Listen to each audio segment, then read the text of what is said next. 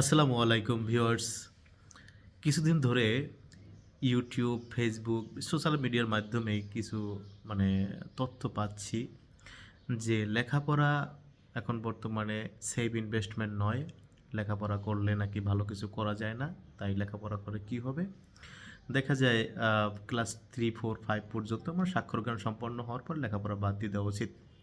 এখন আমি একটা কথা বলি আপনাদের যে দেখেন, লেখাপড়া করলে কিছু না কিছু করে কিন্তু খাওয়া যায়। আর আরেকটি বিষয়ে বলা হয়েছে যে এখন বর্তমানে সোশ্যাল মিডিয়ায় কাজ করে, যেমন টিকটক, তারপর ফেসবুক, তারপর ইউটিউব, ইনস্টাগ্রাম, এসবে ভিডিও মেকিং করে অথবা কন্টেন্ট ক্রিয়েটর হয়ে ভালো টাকা ইনকাম করা যায়। কিন্তু আপনারা যেটা ভাবেন সেটা কিন্তু সঠিক নয়। কিছু কিছু আছে, মানে কয়জন মানে টিকটকার আছে, ইউটিউবার আছে যে বাড়ি গাড়ি করতে পারছে, হাতে গোনা 2, 4 জন, 5 জন, 10 জন হতে পারে। কিন্তু 2, 4 জন, 5 জন, 10 জন কোনোদিন কোনো উদাহরণ হতে পারে না।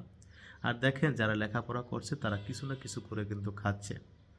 আর এই যে টিকটকার বলেন, ইউটিউবার বলেন বা ইনফ্লুয়েন্সার যারা আছেন, তারা যে আমরা সবাই যে যদি এদিকে ধাবিত হই, সবাই যদি কন্টেন্ট ক্রিয়েটর হই, সে সবাইকে সাকসেস হতে পারবে?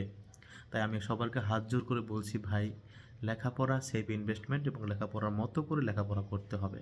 আপনি যদি লেখাপড়াও করলেন কিন্তু ভালো রেজাল্ট করলেন না, ক্রিয়েটিভিটি কিছু করলেন না, সেক্ষেত্রে কিন্তু আপনি ভালো কিছু করতে পারবেন না। হ্যাঁ, তবে আমার একটা পরামর্শ থাকবে, আপনি লেখাপড়ার পাশাপাশি একটা সাইড ইনকাম হিসেবে কন্টেন্ট ক্রিয়েটর হতে পারেন। এবং দেখা যায় আপনি বা একটা জবের পাশাপাশি একটা একজন কন্টেন্ট ক্রিয়েটর হতে পারলেন।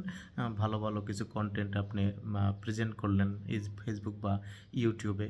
হ্যাঁ, ওখান থেকে যদি কিছু টাকা আর্নিং হয়, সেটা হলো আপনার একটা সাইড ইনকাম হিসেবে থাকলো।